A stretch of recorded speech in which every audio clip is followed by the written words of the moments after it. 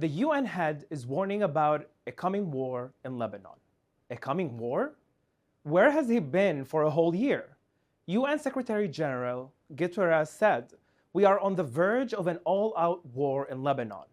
He added, "The sovereignty and territorial integrity of all countries must be respected."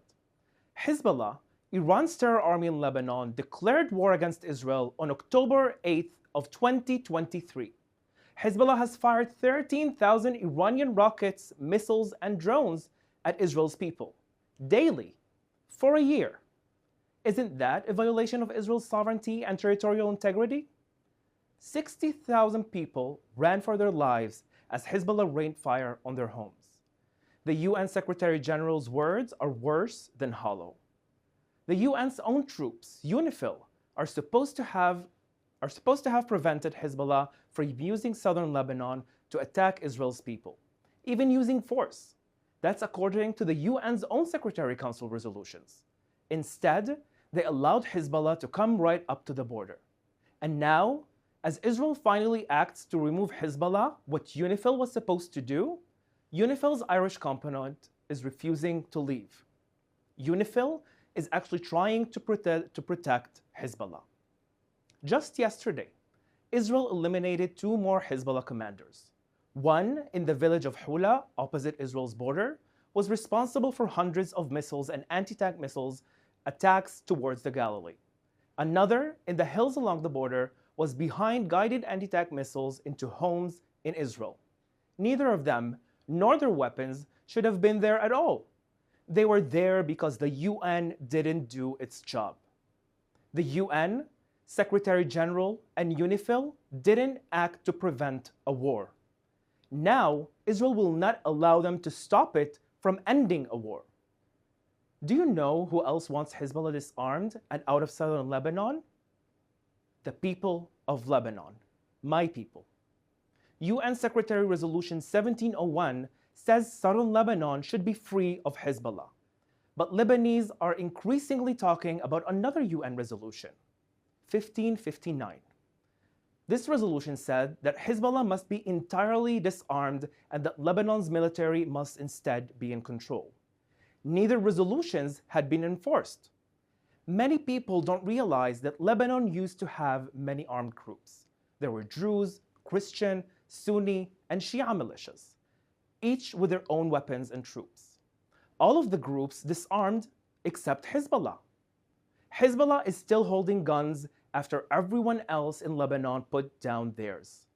That's a major part of how Hezbollah, with Iran's help, took over Lebanon. That's how Hezbollah can keep using Lebanon as the base for its own wars against Israel. And that's why Lebanese people are fed up with Hezbollah. As we look to Lebanon's future, let's remember what the UN demanded and what the Lebanese people are pleading for. Lebanon should be run by Lebanon, not by Hezbollah. Now let's take some questions from our audience watching live on social media.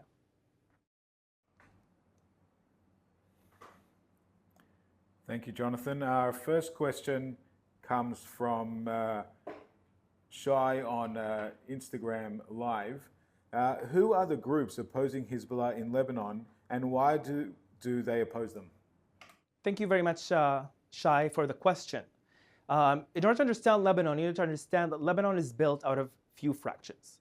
You have Sunni Muslims, Shia Muslims, Christians from all religions, also Druze, that makes up Lebanon's society. The majority of the Lebanese people today opposes Hezbollah from all these religions and fractions. It's because Hezbollah is responsible for assassination all people from all religions that oppose their grip on Lebanon. And that's why it's important to understand that we need to amplify Lebanese voices that oppose Hezbollah more. They're still holding many territories in Lebanon as we speak right now. Hezbollah still holds the south of Lebanon, also parts of Beirut, and parts of the valley of Lebanon. They're still terrorizing the Lebanese people. Not all of them are able to speak out. That's why I'm here today speaking out on behalf of many Lebanese, and many others who are living abroad that fled because of Hezbollah are speaking out. You just need to look for them online. You can go and check them out. Our next question comes from Samantha on X. Israel's Prime Minister gave a speech to the Lebanese people. How did they receive it? Thank you very much, Samantha, for your question. The Prime Minister of Israel, Benjamin Netanyahu, have addressed the Lebanese people saying basically that Israel is recognizing the territory and sovereignty of Lebanon and the Lebanese people, that Israel should be living peace with Lebanon as a free sovereign nation out of terror that is Hezbollah holding right now. I do believe that the message of the Prime Minister got to many Lebanese that already holds that message. Not because the Prime Minister of Israel said it, is because they believe that Lebanon should be free from the Islamic Republic of Iran's grip, from Hezbollah's proxy of holding of Lebanon, and we should all listen to them. We should all amplify Lebanese voices that needs to be free out of Hezbollah's holding.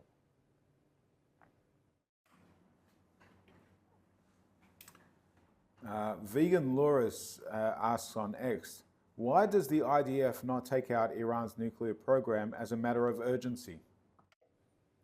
Thank you very much for that question. In order to understand that we are really on the verge of an outgoing war with also the Islamic Republic of Iran. It fired 180 missiles, ballistic missiles, on Israel just a few days ago. And that's something that we need to understand, that the international community needs to support Israel by standing against the Islamic Republic of Iran and its proxies, that now Israel is facing a war of 7 fronts, from Hezbollah in Lebanon, Hamas in Gaza, also the Houthis in Yemen, the Islamic resistance also in Iraq and in Syria. And that's something that we need to be understandable. At the end of the day, Israel is holding talks with the US in order to respond. We believe that Israel should respond as much as powerful as possible. Our last question for today comes from Leahy on Instagram Live. And the question is, what would it mean to the Lebanese people if Hezbollah was completely obliterated? Oh, thank you very much, Leahy, for that question, because that's what everyone is looking for. That's what everyone in Lebanon is speaking about. The freedoms that they will be able to have after Hezbollah's obliteration out of Lebanon, when their grip is not holding in Lebanese throats that just want to prosper. They just want to live peacefully. They want to be able to prosper alongside of its people and alongside of peaceful negotiations with everyone around. I do believe that many Lebanese, like myself, share similar values. We want to be able to live in a democracy. We want to be able to live as who we are. And at the end of the day, just live and let live. That's what everyone wants, and that's what elimination of Hezbollah would mean to every Lebanese person, Christian, Muslim, Druze, from all sects, and also, and most importantly, as well as Israelis. That's all we have time for. Thank you for tuning in. We'll be back on Sunday at 3 p.m. Israel time. We wish you a Shabbat Shalom and Gmar Chatima Tova.